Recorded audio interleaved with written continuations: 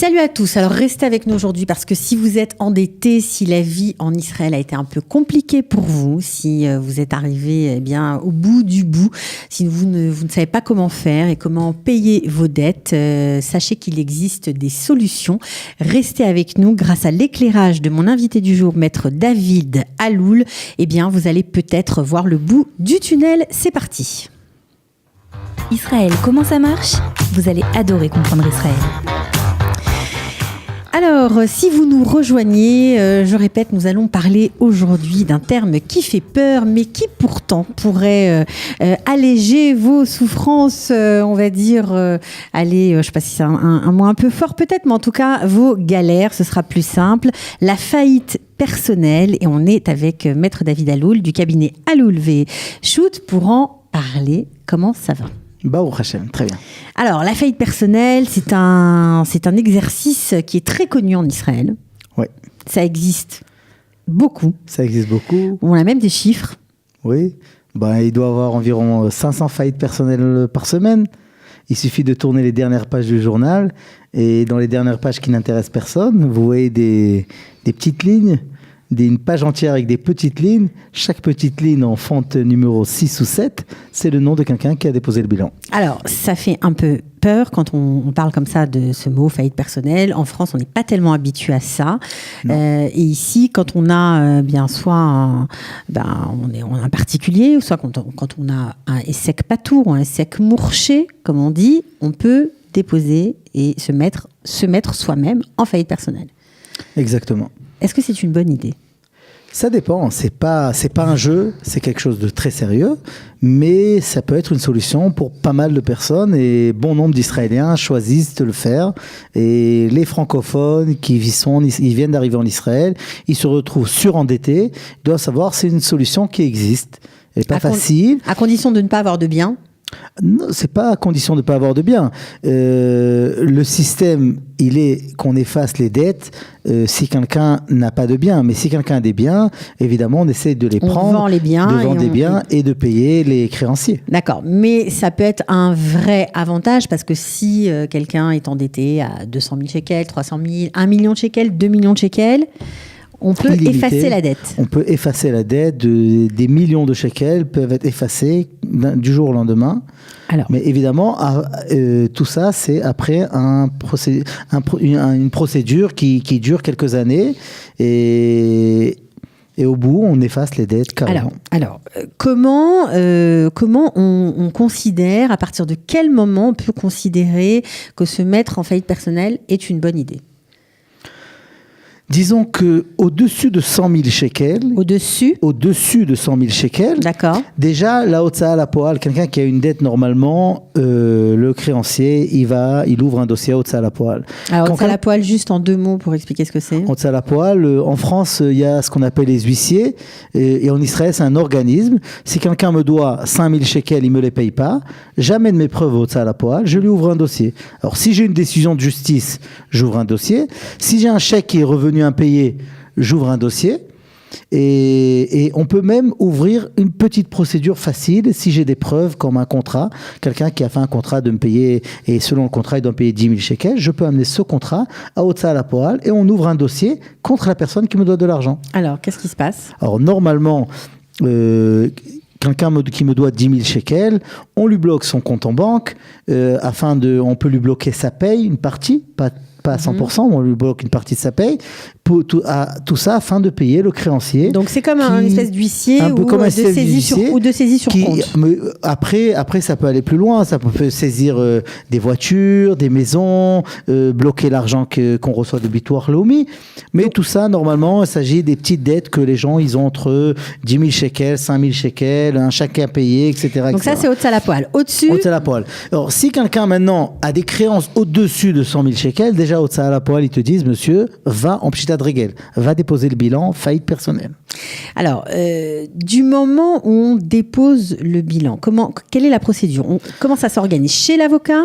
Alors, on va chez l'avocat, on dépose, on remplit un long dossier, évidemment, c'est pas quelque chose d'anodin. C'est un dossier qu'on remplit où on explique comment on a fait faillite. Alors, Pourquoi on est surendetté? Pourquoi on est surendetté? Alors, je peux vous donner déjà un exemple sans nom, évidemment, d'un client à moi, un Français qui a fait sa aliyah en Israël. Il a décidé d'ouvrir un restaurant français. Ok. Un restaurant français, je vais dire un peu à tous les auditeurs, ça marche pas vraiment en Israël. Alors, évidemment, quelques années après, il a déposé le bilan. Il devait de l'argent aux compagnies qui... Alors, restaurant, parce qu'on parle de la faillite personnelle, mais restaurant, s'il est en essai mourché, c'est comme une personne physique. Évidemment, parce que la compagnie, elle est à son nom, son Mispar Zehut qui est en jeu. C'est pas une compagnie qui est... c'est pas une société à responsabilité limitée comme voilà, SARL ou SA, c'est pas du tout ça. Donc, on est plutôt dans une entreprise unipersonnelle. Familiale, etc. Okay. Donc, quand tu dois de l'argent aux fournisseurs de viande, aux fournisseurs de four, aux fournisseurs d'électricité, aux Massar Nassar, tu peux plus payer. Il s'agit normalement des dettes à 1 million de shekels, 1,5 million de shekels. Dans ce cas, déjà, l'idée, c'est une loi anglaise déjà. C'est une loi anglaise qui a compris que l'État n'a aucun intérêt de garder des gens sous pression, qui peuvent pas payer. Donc, forcément, ils sont obligés. Tous leurs comptes sont gelés. Ouais. Ils sont gelés. Leur voiture est saisie, leur maison est saisie. Donc, qu'est-ce qu'ils font? Ils sont obligés de vivre dans l'illégalité. Et donc, ils payent pas leurs taxes. Ils travaillent au black, etc., etc. L'État n'a aucun intérêt. Alors, ce qu'ils font, il y a un processus qui va vérifier si la personne, il est vraiment... Endetté. Non, endetté, on sait qu'il est surendetté. Mais est-ce qu'il est surendetté et il a rien, et il cache rien? Et une fois qu'on va passer le processus, qui va faire vraiment des recherches, ensuite, on va parler en détail comment ça se passe. Mais disons que le système juridique va vérifier est-ce que tu as des maisons, est-ce que tu as des successions que tu mérites. Et s'ils ont vraiment vérifié que tu n'as rien, on va t'effacer ces dettes, effacer complètement, et tu pourras recommencer ta vie à zéro. C'est formidable. Sauf que, pendant cette période, est-ce qu'on peut sortir du territoire? Alors, on ne peut pas sortir du territoire. D'accord. J'ai un client, ou plus qu'un évidemment, qui avait par exemple des traitements médicaux vraiment spécifiques en France, et on a vraiment prouvé au tribunal qu'il sortait pour se faire soigner. Qui est sorti pour se faire soigner. Ou bien une fois on avait un chaliar de Chabad qui devait aller voir, il devait aller chez le rabbi ou collecter de l'argent pour sa communauté, etc. Sur certaines réserves, on l'autorise de sortir du tribunal, du territoire. Du territoire, ok. Alors, à part ne pas sortir du territoire, qu'est-ce que ça entraîne, ce statut de faillite personnelle? Ça oblige deux obligations moukhlatim. Comment dire moukhlatim? Décisives. Il y a deux choses qu'on est obligé de faire impérativement. C'est remplir un compte-rendu tous les 2 mois. Combien j'ai gagné? Combien ma femme a gagné? Combien j'ai reçu de mon fils, etc. Et combien j'ai dépensé. Et comme ça, le Menahel Miyouchad, on expliquera plus tard c'est quoi son job, c'est quoi son titre. Le Menahel Miyouchad, il vérifie tous les 2 mois. Est-ce que tu gères en bon père de famille? Tu gères en bon père de famille. C'est-à-dire tu es supposé payer aucune dette. Interdiction de payer des dettes. Tu vis avec ton salaire. Tu dois vivre avec ton salaire, toi, ta femme, tes enfants.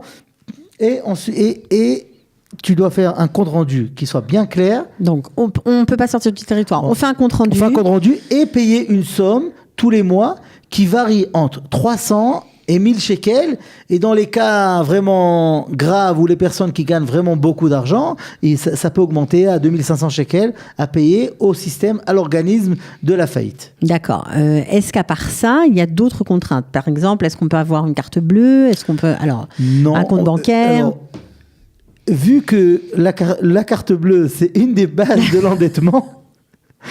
Même plus ceux qui ne sont pas en faillite. D'accord. Plus de carte bleue. On vit selon ce qu'on gagne. On utilise sa paie. On peut avoir une carte bancaire. Ce qui était nouveau, parce que dans ma période, on a dû se battre dans les tribunaux pour que les tribunaux ils autorisent d'avoir une carte bancaire afin de retirer l'argent, une carte de retrait. C'est-à-dire, il y a 6 ans, 7 ans, c'était pas possible. Aujourd'hui, ça l'est. Aujourd'hui, il y a une carte de retrait. Les chèques, on n'a pas utilisé les chèques, mais récemment, il y a eu vraiment un petit changement. Pour les gens qui doivent louer un appartement, ils ont besoin des chèques. Ouais. Alors, les tribunaux, ils autorisent à la banque de lui sortir un nombre limité de chèques pour payer l'allocation de l'appartement. Et tout ça, Bon, c'est alors, afin de cadrer la personne. on comprend. Il doit vivre sur ce qu'il vit, payer aucune dette, et normalement, il doit supposer vivre comme ça sans se re-endetter. Ok, c'est un espèce de garde-fou mis en place par les tribunaux. Alors, on comprend que ça a des avantages, il n'y a plus de dette, mais d'un autre côté, ça a des inconvénients parce qu'on n'est pas libre de ses mouvements, on ne peut pas faire ce qu'on veut. Alors maintenant, je voudrais qu'on rentre plus particulièrement dans le processus. Comment ça se passe? Alors, on va voir l'avocat, on remplit un dossier, ensuite, ça passe chez le Kones Nechassim? Alors, déjà, on est déjà depuis environ 1 an et demi dans ce qu'on appelle la réforme. La réforme, elle a été installée pour raccourcir les périodes de faillite. Alors avant, on gérait des dossiers de faillite entre 5 et 7 ans. Aujourd'hui, la réforme, elle dit comme quoi il faut raccourcir ce temps-là. Alors, déjà, les tribunaux, ils ont essayé de raccourcir, d'avoir le première audience sous 18 mois. Ça marche plus ou moins 18 mois, 20 mois. Qu'on comprenne bien, parce que quand vous parlez de tribunaux, d'avocats, on ne sait plus où on en est. Donc, on va chez l'avocat. On remplit un dossier. On remplit un dossier, un dossier de pas mal de pages. D'accord. Ensuite, c'est pas mal de pages. D'abord, on fait la liste de tous les créanciers. Ok. Créanciers. On explique là-bas, on remplit tous les détails de la famille. Le père, mère, marié, divorcé, combien d'enfants à charge, pas d'enfants à charge, combien qui vivent chez toi, qui vivent dehors, etc. Une liste. Et surtout, on raconte qu'est-ce qui s'est passé, comment j'ai fait ma faillite. Alors, j'ai rempli ce dossier. L'avocat, il le dépose chez le Kones Nechassim Arishmi. C'est-à-dire l'adjudicateur judiciaire. Voilà. Et lui, normalement, sous 2 semaines, on peut déjà recevoir une décision de justice qui s'appelle Tzav Kinous. Ok, Tzav Kinous, ça veut dire... C'est une décision de justice qui dit qu'à partir de maintenant, interdiction de payer des dettes. Ok. Interdiction. Obligation de remplir le compte rendu. De savoir la somme est décidée, comme on gère bien. La somme est décidée selon les formulaires qu'on a remplis, combien on doit payer de paiement mensuel, entre 300 et 1000 shekels normalement. D'accord. Et à partir de ce moment-là, on est interdiction de payer des dettes. On ne paye pas d'autres dettes que ces 300 ou 1000 shekels. Bon, là, c'est bien clair. Et à partir de ce moment-là, les créanciers, ils sont obligés de déposer, ils ont 6 mois pour déposer un dossier chez le Kones Nechassim Arishmi qui va dire... qui va reconnaître sa créance. Il va analyser les dettes. Il va analyser les dettes pour savoir c'est quoi la vraie somme de la dette. C'est-à-dire, si une personne, par exemple, on lui doit 10 000 shekels et il a décidé qu'il fait une ribite de 50%, non, c'est pas comme ça. Il va lui couper. Il va lui dire non, tu dois que 11 000 ou 12 000 shekels. Alors ça, cette procédure, elle est assez rapide. Ça peut prendre 2 semaines aujourd'hui. Ça peut prendre 2 semaines. Ça veut dire que le tribunal se prononce. Donc ça veut dire que si vous êtes peut-être dans cette situation un peu compliquée, vous pensez que ça va prendre des années, c'est pas le cas. En 2 semaines, vous pouvez être soulagé de vos dettes. Donc ça peut être, si vous êtes vraiment dans la panade, une solution à envisager. Alors, le tribunal nomme un avocat spécialisé, c'est ce dont vous avez parlé, le Menel Miyouchad. Ouais. C'est là-bas que j'ai fait mes armes. Voilà. C'est le Menel Miyouchad. Il vérifie. Il vérifie les dettes. Il invite le Chayav. Il faut qu'on l'appelle maintenant par son nom. Le Chayav, on devient... Chayav, celui qui doit. Voilà. La personne endettée, à partir de ce moment, on l'appelle le Chayav. Et le Chayav, on l'invite à une Khakira. On avait une Khakira, que là, on lui pose des questions, combien il gagne, d'où il vit, c'est quoi ses factures, il demande des factures. En fait, c'est pour l'aider à gérer. Pour l'aider à gérer et pour vérifier qu'il n'est pas en train de duper le système. De mentir, de faire une faillite frauduleuse. Alors, les faillites frauduleuses, il y en a quelques-uns. Alors, ça veut dire, c'est quoi? C'est que, par exemple, on a un appartement, puis on le vend à sa sœur, on le vend à sa tante. Alors, des fois, il y a la faillite à la base, elle est frauduleuse. C'est-à-dire, une fois, j'ai été en tant qu'investigateur de faillite chez le Menel Miyouchad, une jeune fille qui est venue chez nous, que son père et sa mère et son frère ont fait faillite, et elle arrivait déposer le bilan. Mais la fille, ce qu'elle est partie faire, elle a déposé un dossier chez chacune de toutes les banques israéliennes, comme quoi elle va ouvrir une compagnie de fleurs. Un fleuriste, elle veut ouvrir un fleuriste. Elle a demandé un prêt pour ouvrir. Elle est partie demander à chacune des banques lui a donné entre 40 et 70 000 shekels. 2 mois après, elle dépose le bilan. Alors, à l'origine, ça avait l'air correct, jusqu'à que moi, dans la Hakira, j'ai trouvé elle m'a menti sur un détail, parce qu'elle m'a dit qu'elle était programmatrice, elle avait 19 ans. Alors, je lui ai dit, combien d'années tu as travaillé? Elle m'a dit 2 ans. Je lui ai dit, combien d'années tu as appris? Elle m'a dit 2 ans. Je lui ai dit, combien d'années tu as travaillé chez Fleuriste? Elle m'a dit 1 an. Et je lui ai dit, et tout ça, ce qui m'a mis la puce à l'oreille, c'est qu'elle m'a dit, je suis programmatrice. Je lui ai dit, en quelle langue? Elle m'a dit, en hébreu, en anglais. Et là, je me suis dit, soit que c'est moi qui comprends pas, soit c'est elle qui comprend pas. Alors, je dis, non, je parle en langue informatique. Et là, elle m'a dit, oui, Word, Windows, PowerPoint. Alors, j'ai vu quelqu'un qui me manque et pas une programmatrice. Donc, on faut faire attention à ce qu'on fait. Il faut faire attention. Et la faillite, parce que dans le cas de faillite frauduleuse, évidemment, les dettes ne sont plus annulées. Et ne sont pas annulées du tout. Ok. Alors, grâce à la réforme, à cette nouvelle loi israélienne, la faillite ne s'étale plus dans le temps. Ça se circonscrit sur une période de 18 mois. Qu'est-ce qui se passe au bout de ces 18 mois? Alors, au bout de ces 18 mois, ce que la réforme a fait, c'est que le Menel Miyouchad, celui qu'on a parlé, l'avocat spécialisé, il propose... selon ce qu'il a vu pendant ces 18 mois, les comptes rendus mensuels, il propose une solution. C'est-à-dire une solution, c'est il te propose, disons, de payer environ, aujourd'hui la somme varie entre 20 000 et 50 000 shekels, qui sera payé en mensualité, disons, de 1 000 shekels ou 1 500 shekels. Et à partir de ce moment-là, tous les autres dettes sont effacées. Alors, qu'est-ce qui se passe? Donc, toutes les autres dettes sont effacées, on reprend une vie normale. On reprend une vie normale. C'est le bonheur. Ouais. 18 mois, c'est court. Oui, c'est sûr. Mais ça permet de. C'est 18 mois, mais après, il y a le dépôt de dossier, à la fin, la décision du C'est sûr, mais on dit toujours qu'Israël est difficile, qu'Israël ne comprend pas, etc. Or là, on voit, bien sûr, c'est un sacrifice pour certaines familles, mais on voit que c'est une façon de se remettre d'équerre. Évidemment. Ok. Que se passe-t-il en cas de divorce? Est-ce que le papa, on va dire au hasard, qui aurait divorcé et qui se serait mis en faillite personnelle ou qui aurait été mis en faillite personnelle, est tenu de payer les mésonotes? Alors, comme on a dit, pendant la période de la faillite, il est totalement interdit de payer des dettes à n'importe qui. C'est ce qui s'appelle Adafat Noshim. Je ne peux pas décider de payer à Jean-Marc et laisser Michel de côté. Ok, alors qu'est-ce qu'on fait avec les mésonotes? Alors, maintenant, payer les mésonotes, c'est payer une dette. Les compensations alimentaires. Ouais. Les compensations alimentaires.